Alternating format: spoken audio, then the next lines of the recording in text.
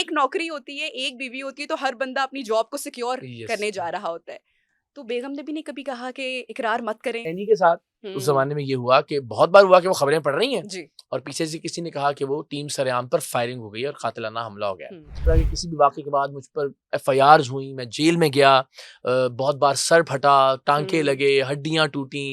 उस ज़माने में लोगों को भी कैमरा और माइक हैंडल करना नहीं आता था, वो हर एक पर बदमाश बन के टूट पड़ते थे। बिल्कुल ऐसे। बिस्मिल्लाहिर्रहमानिर्रहीम, अस्सलाम वालेकुम। मेरा नाम है नबीहा इजाज़। आज के पॉडकास्ट में आपको खुशामदीद कहती हूँ। ख़वातीन हज़रात, हर न्यूज़ चैनल पर आप एक प्रोग्राम देखते हैं, बड़े शौक से देखते हैं।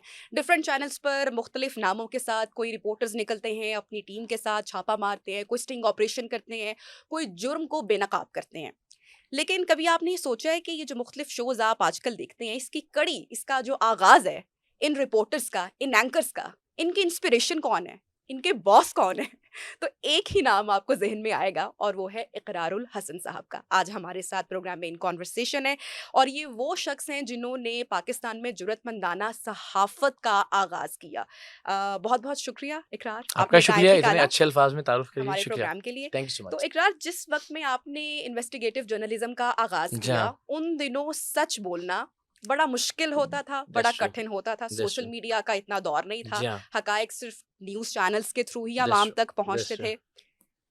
डर नहीं लगा आपको कभी? माशाल्लाह 3 बीवियाँ भी हैं। वो तो यहाँ बाद पर में हुई। बाद में एक नौकरी होती है, एक बीवी होती है, तो हर बंदा अपनी जॉब को सिक्योर यस। करने जा रहा होता है। तो बेगम ने भी नहीं कभी कहा कि इकरार मत करें, या आपको कभी ज़िंदगी में ऐसा मौका आया होगा, डर लगा हो? ये बड़ी दिलचस्प कहानी है। उस ज़माने में वाक़ई जब हमने शुरू किया, तो आप केल में भी होगा कि लियारी गैंग वॉर अपने उरूज पर था और कराची में हम ज़्यादा प्रोग्राम करते थे। एमक्यूएम के सेक्टर्स और यूनिट्स की अपनी एक दबदबा और हैबत थी। फिर कटी पहाड़ी, कस्बा कॉलोनी, उस ज़माने में एएनपी का, फिर कौम परस्त जमातों का अपना एक होल्ड था।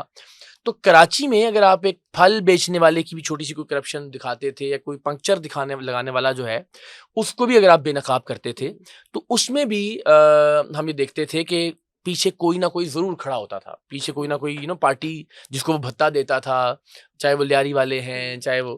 तो उस ज़माने में बिल्कुल एक छोटी-सी मामूली भी चीज़ को या करप्शन को बेनकाब करना बड़ा जानलेवा काम हो सकता था। गुटखे के कारखाने जब हम पकड़ते थे, तो हमें पता है कि वहाँ कौन-कौन पीछे आता था और फिर कैसी-कैसी धमकियाँ मिलती थीं। तो उस ज़माने में येस इट वाज़ डिफ़िकल्ट और कराची में फिर हम भी गार्ड्स-वार्ड्स के साथ घूमते थे, मजबूरी थी।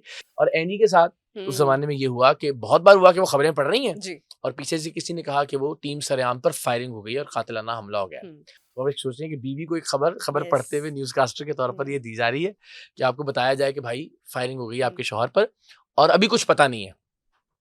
तो यू डोंट नो कि क्या हुआ है, ज़िंदा बचे हैं या नहीं वो बचे कैफियत जानने और के लिए तो हमें एनी के साथ एक करना पॉडकास्ट करना पड़ेगा। पड़ेगा ना। तो वो उसमें जो है वो बहुत ही ठीक। उसने वो खबरें ब्रेक भी की उस सूरत हाल में।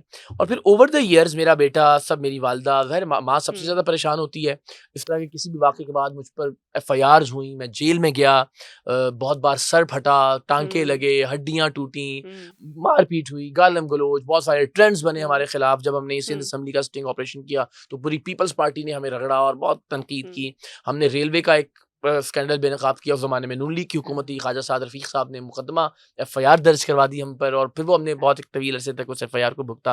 हमारे लोग 7 दिन गिरफ्तार रहे, जेल में रहे। तो इस तरह से बहुत सारी चीज़ें थी कि जिनको ओवर द टाइम मेरी फैमिली ने आहिस्ता-आहिस्ता समझ लिया। और समझ लिया। हाँ, हाँ, ठीक। वो इम्यून हो गए, इम्यून समझ हो लीजिए इस जाना। तरह की चीज़ों करेक्ट, के लिए। Correct word. तो मैं जब घर आता था और मेरे हाथ पे या पैर पे कोई खराश या चोट नहीं होती थी, तो घर वालों को लगता था कि शायद आज रिकॉर्डिंग नहीं हुई। ओके, वरना सही। ये नॉर्मल था कि कहीं कोई खराश है, कहीं कोई हुँ, चोट है, कोई बटन टूटा हुआ है, कुछ ना कुछ ऐसा है। क्योंकि उस ज़माने में लोगों को भी कैमरा और माइक हैंडल करना नहीं आता था। वो हर एक पर बदमाश बन के टूट पड़ते थे। बिल्कुल ऐसे ही है। थप्पड़ मारते थे, धक्के-मुक्के, माइक छीनना, कैमरा बंद करवाना।